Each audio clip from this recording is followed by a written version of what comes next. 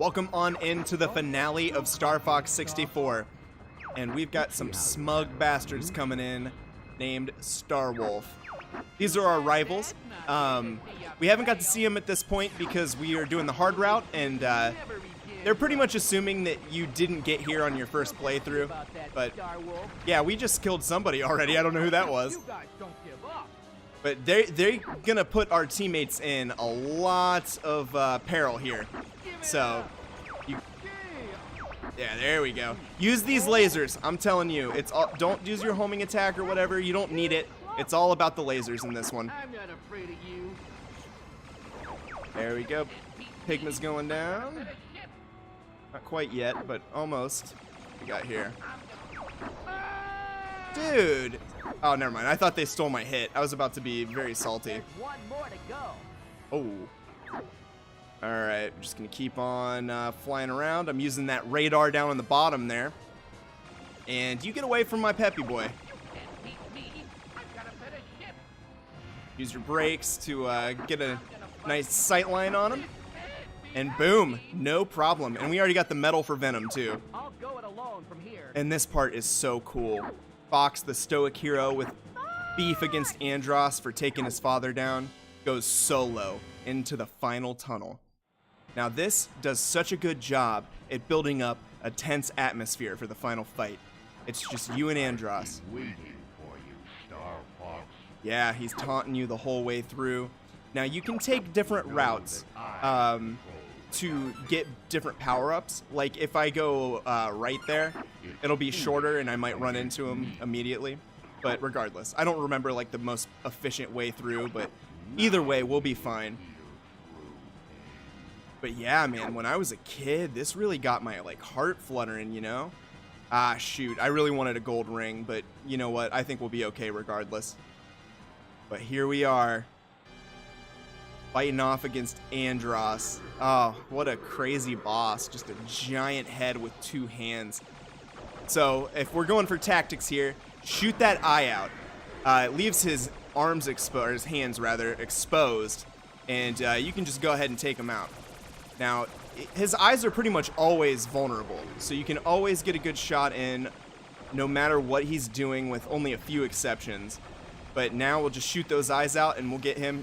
Put on your brakes here. If he ever starts inhaling, put those brakes on for sure, and you'll be okay. Yeah, right here's one of the times while he's chewing this up. You can't do much, but throw a bomb out. You'll kind of blow everything up, and no problem. We just took Andross out, right? Well, since we did the hard mode, we get to fight Andross in his true form. Nice little pun, you bastard. So, Andross, you show your true form. And we are in an all-range mode boss fight against Andross in his brain form. Now, this boss can get really tough. We've got those eyeballs coming in on us, and I usually like to take them out first. Now, be very, very careful. If Andross catches you with those tentacles, he'll absorb you, and you most likely you'll lose your lasers. And this is not the place to lose your lasers. You need those to get good hits in. Now, I'm trying to get to his backside. He's only got one little soft spot on the back there, but I need to focus on taking these eyeballs out first. But he's got one little soft spot on his back that you can hit and expose him a little bit. But yeah, just keep using those brakes and lean around to get a good shot in on these eyeballs. They're nothing special. Creepy as shit, I'll tell you that much. But yeah, we got one down, no worries. And spin around until we get the other one, and we'll take it out nice and quick. I think this is the one I hit first, so it shouldn't have that many hits left. Okay, come on, come on. Come on, you. There we go, it's down. And now this is where the hard part comes in. It's going to be very hard to get hits on that backside. So I recommend coming at him and shooting him a little bit right here, and he'll disappear and kind of warp behind you. And then while he's turning around, you should be able to get a good shot in if you don't suck like me. And he'll follow you. It's tricky and just trippy. And oh, oof. I don't care if we didn't get that many hits. Oh, yeah, he's right on my ass. So what I'm going to do here is go to the edge of the screen so I can turn around and he'll follow me there, but I'll be invincible when I'm turning around if I'm off the edge of the screen, which is huge, because you can turn around anytime you want, but you'll hit him and most likely get absorbed by those tentacles. Man, this is brutal. It's been a long time since I've reached the end of Star Fox 64. It's because, you know, it's kind of a time commitment to get to the end of it. I know it's a short game, but you don't get to save or anything like that. I hope this doesn't screw me. Come on. Yeah, there we go. Nice and easy. If I go down, I'm taking you with me.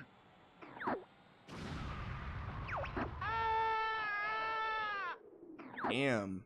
All over for us?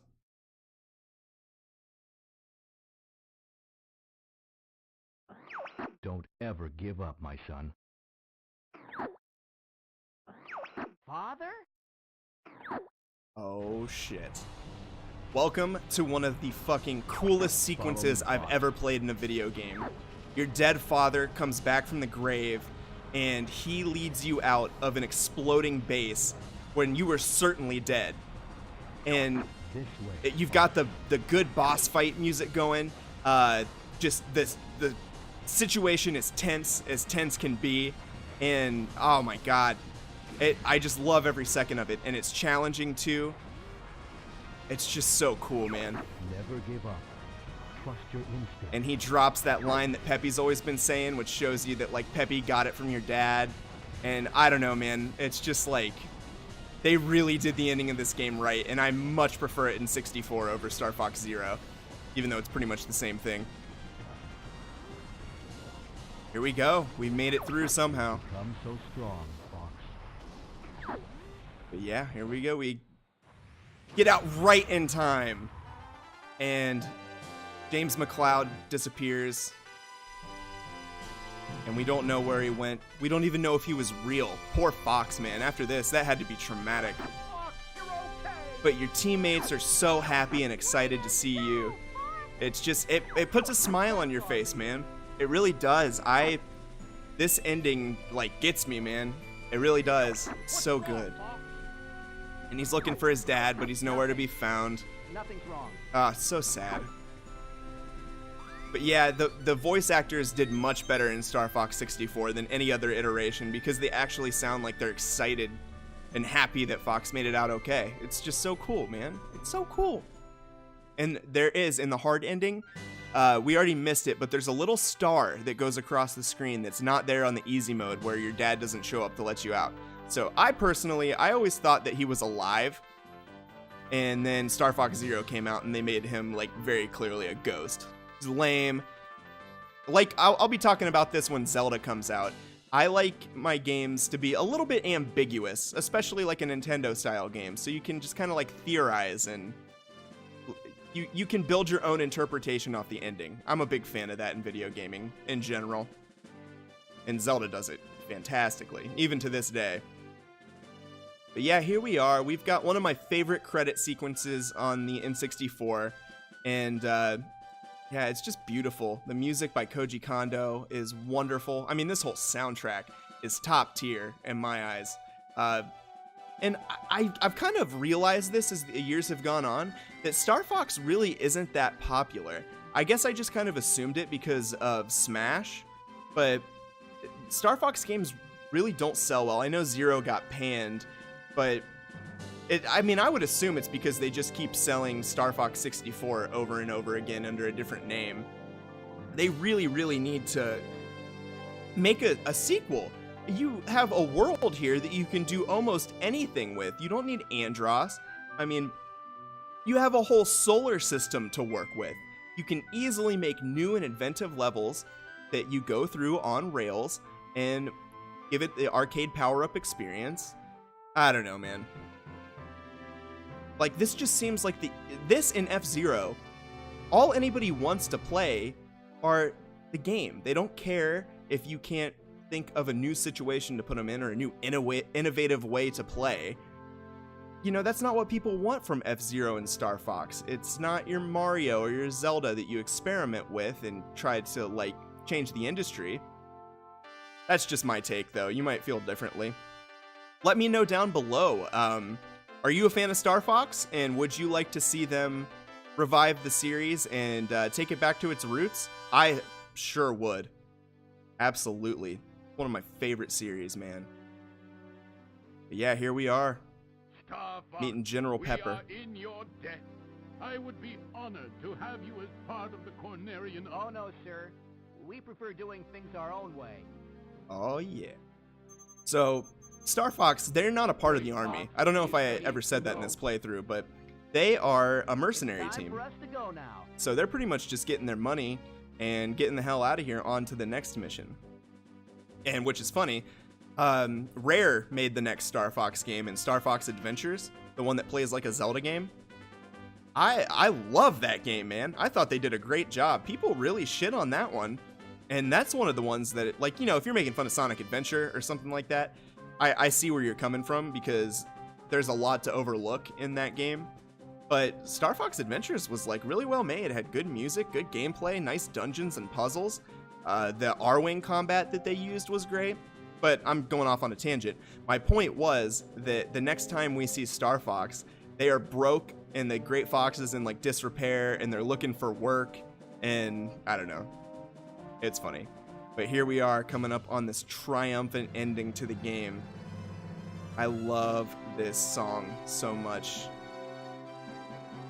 Like, when I was 8 or so, when I played this, I was almost, it's cheesy as shit, but I was like almost moved to tears because of how proud of myself I was for unlocking the true ending to this game. And you get to see them running. You don't really see their models too much, which was a treat as well.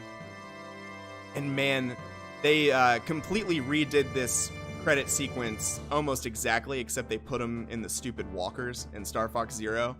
But at the end, right here, where we're coming up, and they're riding off into the sunset there, and the triumphant Star Fox theme is playing in the background. And then they friggin' credit Iwata, our wingman who fell in battle, and it's like, oh my god. Now that actually did, like, make me well up a little bit the first time I played it, which is weird because I'm not one to really get like that with, like, game developers or personalities or anything like that, but it was just so, like, nice and tasteful. But yeah, regardless, here we go. We beat Star Fox 64 on the hard route, and man, I didn't even realize how much I needed to play through this game again, because it's been about I'd say like a year or two since I sat down and just beat it start to finish. Oh, I love it. 1263, I think that might be my record on the emulator. The end. We did it. And I'm gonna just stick around, guys. Hang tight for like 2 seconds here. Put my initials in. Oh gosh, now y'all know my initials. That's fantastic. But yeah, General Pepper was like, "What?" That's the best voice line you can get when you are charging him your bill for pretty much just saving the galaxy.